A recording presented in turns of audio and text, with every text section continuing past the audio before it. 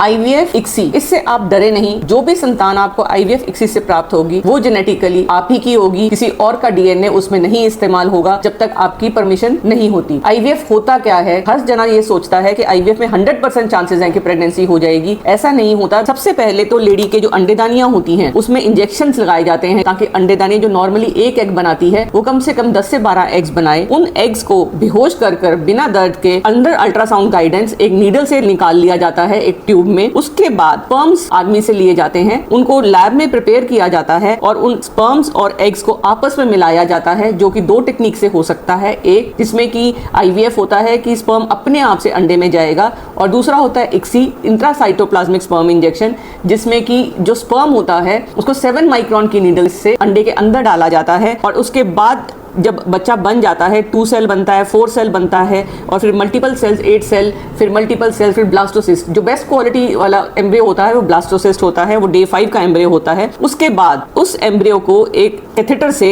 Uterus के अंदर रखा जाता है जिसको हम एम्ब्रियो ट्रांसफर कहते हैं। जब ये हो जाता है और 15 दिन के बाद हम चेक करते हैं कि इस एम्ब्रियो ने अपनी जड़ पकड़ ली है बच्चेदानी के अंदर या नहीं पकड़ी है। अकॉर्डिंगली IVF का रिजल्ट पॉजिटिव या नेगेटिव आता है। IVF आप कितनी बार करवा सकते हैं? अगर आपकी सेहत ठीक है IVF 3 से 5 बार आप करवा सकते हैं, उससे ज्यादा बार भी करवा सकते हैं, लेकिन वो आपकी सेहत पे असर कर सकती है। जो संतान प्राप्त होती है IVF से वो बिल्कुल नॉर्मल संतान होती है। अब तो जो पहला बच्चा IVF से हुआ था इस टाइम वो कम से कम 45 साल का हो गया है और उसके अपने बच्चे भी बहुत बड़े हो गए हैं। तो ये एक बहुत ही अच्छी सुविधा है जिनको निसंतान है और संतान की प्राप्ति नहीं हो सकती। सबसे कॉमन कारण जो हम देखते हैं कि IVF किनको करवाना चाहिए, IVF उनको करवाना चाहिए जिनके अंडों में प्रॉब्लम है कि अंडे बनते नहीं हैं, खत्म हो गए हैं, जिनकी ट्यूब्स में प्रॉब्लम है कि ट्यूब्स बंद हो गई हैं या ट्यूब्स काम ही नहीं कर रही हैं या ट्यूब्स निकल गई हैं किसी सर्जरी की वजह से, या स्पर्म्स में कोई दिक्कत है, नंबर कम है, क्वालिटी पुअर है। जो चीज बॉडी में इस ट्यूब के अंदर होती है जिसको हम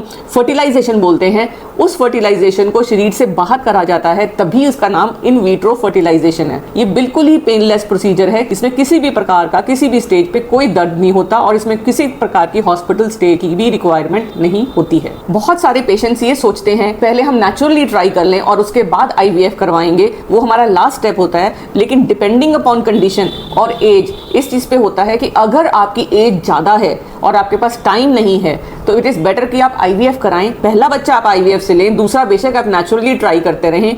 और ये बहुत जरूरी है कि आप अपनी प्रेगनेंसी की जो प्लानिंग है जब आप शादी करते हैं तभी कर लें। हर लड़की की जो 35 की एज के बाद जैसे जैसे उसकी एज बढ़ती है तो जो उसकी अंडेदानियां हैं उसमें नंबर ऑफ एग्स जो होते हैं वो लिमिटेड होते हैं, वो कम होने शुरू हो जाते हैं। ना केवल नंबर बट क्वालिटी भी डाउन हो जाती है। तो बेस्ट एज है जो प्रेगनेंसी लेने की वो 32 से पहले है। इन केस आपकी शादी 35 के बाद हुई है तो कोशिश करिए कि आप पहले ही डेज से प्रेगनेंसी की प्लानिंग शुरू करिए ताकि आपको अपना नेचुरल बायोलॉजिकल चाइल्ड मिल सके। प्रेगनेंसी लेट प्लान करना चाहती हैं, आपकी शादी हो चुकी है, अभी आप बिजी हैं, तो आप एक काम कर सकती हैं, आप अपने एम्ब्रियोज बनवाकर फ्रीज कराकर रख सकती हैं और जब आप प्रेगनेंसी के लिए रेडी हो तो उन एम्ब्रियोज को अपनी यूट्रस में ट्रांसप्लांट ले सकती हैं, मां बनने का सुख प्राप्त कर सकती हैं। मेरा एक ही एजेंडा है कि बीमारी को बढ़ाएं नहीं, समय से इलाज कराएं, इलाज भी कम होगा और रिजल्ट भी ज्यादा अच्छा आएगा और आप हमेशा खुश रहें। मैं डॉक्टर सोनम करनाल से, आप मेरे चैनल को लाइक करें, सब्सक्राइब करें, शेयर करें और कोई भी आपको प्रॉब्लम है जो आपको हेल्थ से रिलेटेड है तो आप मुझसे ऑनलाइन या ऑफलाइन करनाल में कंसल्ट कर सकते हैं।